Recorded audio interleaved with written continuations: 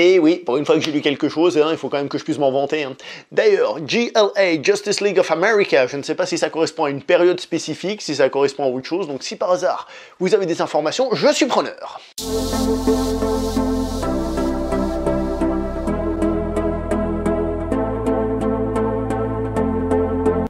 Bonjour à toi très cher spectateur et bienvenue pour cette nouvelle critique en post-projection. Ça y est, il est là, il est enfin arrivé. On l'attendait depuis plus de 4000 ans que nous le promettaient les prophètes.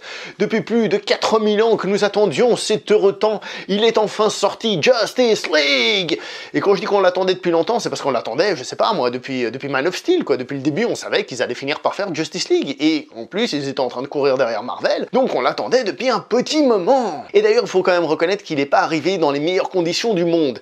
Parce que le DCEU, il est pas totalement au top niveau, faut dire ce qui est. Man of Steel, personnellement, j'ai bien apprécié. C'était une manière différente de présenter le Superman que, personnellement, je connais depuis toujours, donc c'était un petit peu différent. Batman vs Superman, eh ben, il a eu ses défauts, il avait ses qualités, mais c'est vrai qu'il était un peu bancal, il essayait de faire trop de choses à la fois. Puis il y a eu Wonder Woman, qui était peut-être un film à nouveau plus calme, qui s'est fait plaisir en nous présentant ce personnage-là, et qui nous a fait plaisir. En règle générale, tout le monde était d'accord pour dire que c'était un bon film. Puis il y a eu Suicide Squad, qui n'existe pas. Réalisé par Zack Snyder, qui avait déjà réalisé Man of Steel, Batman vs Superman, mais aussi des films comme Sucker Punch, 300 ou encore L'Armée des Morts, film que j'adore, je le profite pour le placer là, qui a cependant dû arrêter le tournage suite à des soucis familiaux assez graves. Et finalement, c'est un certain Joss Whedon qui a fini la réalisation de ce film. Alors d'après les interviews, Joss Whedon aurait fait quelque chose comme 10% du film. Joss Whedon, nous rappelons qu'avant ça, il était dans l'écurie de Marvel, et c'est à lui que la plupart des gens attribuent le succès de Marvel jusqu'à Avengers, parce que semble-t-il que c'est lui qui a donné ce ton et cette direction spéciale à Marvel. Donc Joss Whedon rejoint l'écurie d'ici, et d'ici compte bien en profiter pour rattraper son petit retard. Au casting, qui est-ce que nous avons? Eh bien, nous avons Ben Affleck dans le rôle de Batman, évidemment que nous avons déjà découvert dans Batman vs Superman.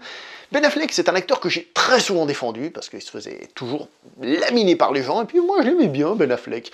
Pas acteur du siècle, mais je l'aimais bien. Et quand il a fait Batman vs Superman, tout le monde a trouvé que c'était génial ce qu'il faisait, à part moi.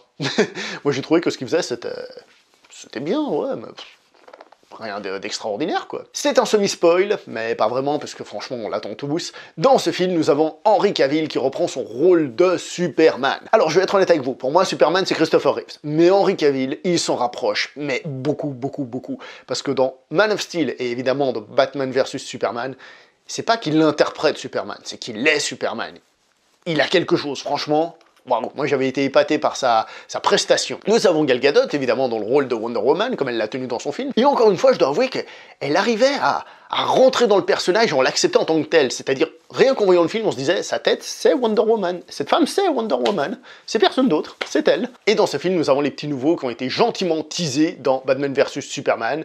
Donc, Jason Momoa, qui fut, entre autres, la tentative de réincarnation de Conan le Barbare, qui lui-même, je trouvais qu'il l'interprétait pas trop mal, mais il faut dire ce qui est, c'était très loin du film de John Milius, le Conan, le seul film Conan qui existe, et Schwarzenegger, je suis ultra fan, donc c'était un petit peu difficile quand même de rivaliser. Et nous avons Ezra Miller dans le rôle de Flash, et il faut reconnaître que son costume, je trouve, il suit vachement la mode actuelle, c'est-à-dire il a un costume que je trouve assez proche de celui de Captain America, ou encore du Daredevil de Marvel chez Netflix dans ce cas-là, c'est-à-dire où le haut du masque est une sorte de casque, et le reste est plus une sorte d'armure que un simple costume. D'ailleurs, ça me fait aussi penser un petit peu, mais il faut dire que j'ai vu que le film Coup Cinéma, ça me fait un peu penser aussi aux nouvelles versions des Power Rangers que nous avions eues. Et nous avons aussi Ray Fisher, l'acteur que nous avons tous vu dans Batman vs Superman, parce qu'à part ça, je sais pas du tout ce qu'il a fait. On a dû l'entrevoir vite fait dans ce film, hein, mais à part ça, franchement, voilà. Qui interprète Cyborg. Et je dois vous dire un petit détail, Cyborg, c'est le personnage pour lequel j'ai peut-être un petit peu moins d'empathie, dans le sens où c'est celui que je connaissais le moins étant tout petit. À l'époque de ma jeunesse, nous étions plus en contact avec l'univers d'ici qu'avec celui de Marvel. Ainsi, pour moi, Superman sera toujours Christopher Reeves, puisque ce film est ultra culte à mes yeux. D'ailleurs, le thème, la musique que John Williams composera pour ce film, n'est pas une musique de Superman, c'est LA musique de Superman. Nous avions aussi eu droit à la série Lois et Clark, les nouvelles aventures de Superman, qui, cela dit en passant, contient ma version préférée du personnage de Lex Luthor, ainsi que de celui de Lois Lane. Pour Batman, nous avions évidemment la vieille série des années 60, que d'ailleurs j'adorerais revoir avec un œil plus averti, Mais pour moi, Batman, c'est la version Tim Burton, et même si la musique développée pour la trilogie Dark Knight est excellente, le thème de Danny Elfman est aussi, dans ce cas-là, la musique de Batman. D'ailleurs, cette musique sera réutilisée dans la série animée, qui, tout le monde vous le dira, est d'excellente facture. Et pour parler d'un autre personnage que je regardais étant petit, il y avait une série télé, celle de Flash. Et encore une excellente musique de Danny Elfman d'ailleurs pour souligner tout ça. Alors bien évidemment, nous avions aussi des dessins animés Marvel, je pense à la saga X-Men ou encore à Spider-Man, mais je dois dire qu'étant petit, j'ai été plus élevé à l'écurie DC Comics. Et si je vous raconte tout cela, ce n'est pas pour vous raconter ma vie, mais bien parce que je ne pense pas être le seul dans ce cas-là. Ce qui explique que de base, j'ai plus d'affection pour l'univers DC. Mais il faut reconnaître qu'au niveau du cinéma, c'est Marvel qui a gagné la bataille pour le moment. Et oui, Marvel a pris le temps de s'installer, de présenter ses personnages, de faire plusieurs films, alors que DC court dans tous les sens pour essayer de rattraper. C'est pas génial et il faut reconnaître ce qu'il en est, Marvel joue beaucoup mieux la carte du cinéma. Bon, revenons à notre Justice League. Alors qu'est-ce qu'il vaut? Quelle note je donne à ce film? Moi, à ce film, je lui donne la note de...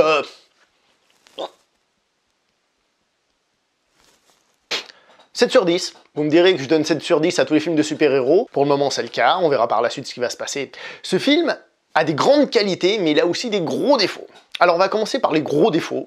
Et le premier gros défaut pour moi, c'est son méchant, qui pour moi est pas intéressant du tout. Il est pas intéressant, on dirait physiquement, on dirait un méchant sorti tout droit d'un Sentai, Power Ranger, pour ceux qui suivraient toujours pas. On pourrait lui trouver une certaine familiarité avec la méchante dans Thor Ragnarok, mais j'ai trouvé que celle de Thor Ragnarok donnait un côté puissant, elle avait un côté menace, tandis que celui-ci, je trouve, c'est juste un méchant lambda, on sait pas trop ce qu'il fait là. Enfin si, c'est expliqué, mais je veux dire, c'est pas très intéressant ce qu'il fait là, ce qu'il recherche, pourquoi. Et je trouvais que c'était pas terrible. Donc l'histoire du méchant et le méchant lui-même, c'est pas terrible, et ce qui est donc un grand handicap pour un film du genre. Autre gros défaut pour moi, ce sont les effets spéciaux. Alors quand on regarde le film, on les accepte, y a pas de souci, mais on ne peut s'empêcher de se dire, ouais non, ça, ce plan, il fait très fake. C'est normal qu'il fasse fake, c'est des mecs qui volent et qui s'envoient des lasers. Mais quand même, on pourrait faire un petit peu plus crédible visuellement. Le dernier petit défaut, ça je dirais que c'est un demi-défaut, c'est que le scénario des héros, dans ce cas-là, tourne autour d'un événement que je ne vais pas vous dire. Et il est un petit peu trop centré là-dessus, c'est un petit peu dommage. Ah, il y a encore un demi-défaut, j'allais oublier de le dire, c'est tout simplement que certaines scènes d'action sont pas toujours super bien filmées. Alors les scènes en elles-mêmes, ça va, mais il y a certains plans à des moments donnés qui sont pas très clairs. Pas beaucoup, heureusement, c'est pour ça que je dis que c'est un demi-défaut, donc en fait on a 3 défauts, 2 complets et 2 demi. Au niveau des acteurs, je voudrais revenir sur le fait que Ben Affleck cette fois-ci me convainc un peu plus. Peut-être parce que justement son personnage est un peu moins rushé, un peu moins lancé comme ça dans l'arène. C'est toujours du Ben Affleck, il fait toujours du Ben Affleck, mais du coup j'apprécie mieux dans ce film. D'ailleurs en règle générale, je fais une parenthèse déjà, je trouve que le DCEU est beaucoup plus logique grâce à ce film. En fait ils font pas comme Marvel. Marvel faisait film solo, film solo, film solo, film de groupe. En fait, grâce à ce film, je pense qu'on comprend un peu mieux ce qu'ils veulent faire, c'est-à-dire une histoire qui évolue de film en film, tout simplement. Ça évolue directement. Alors certes, il y a certains films un peu plus HS, on pourrait mettre Wonder Woman ou Suicide Squad, mais en règle générale, j'ai l'impression que c'est ce qu'essaye de faire d'ici, une histoire évolutive, directement, et pas des histoires séparées qu'on regroupe. Les petits nouveaux acteurs, je trouve qu'ils se débrouillent tous super bien, très honnêtement, j'ai pas vu de fausses notes.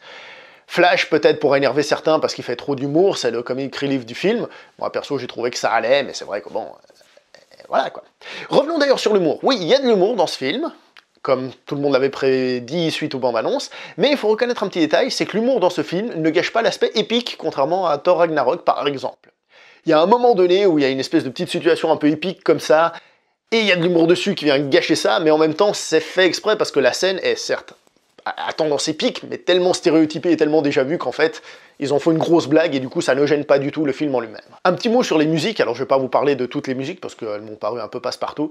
Par contre, écoutez bien la petite vidéo que j'ai mis au début de la vidéo parce que je pense que vous allez reconnaître certaines choses et les apprécier. D'ailleurs, le moment qui m'a donné des frissons dans le film, c'est entre autres et surtout parce qu'on entend un petit bout du thème musical d'un des personnages.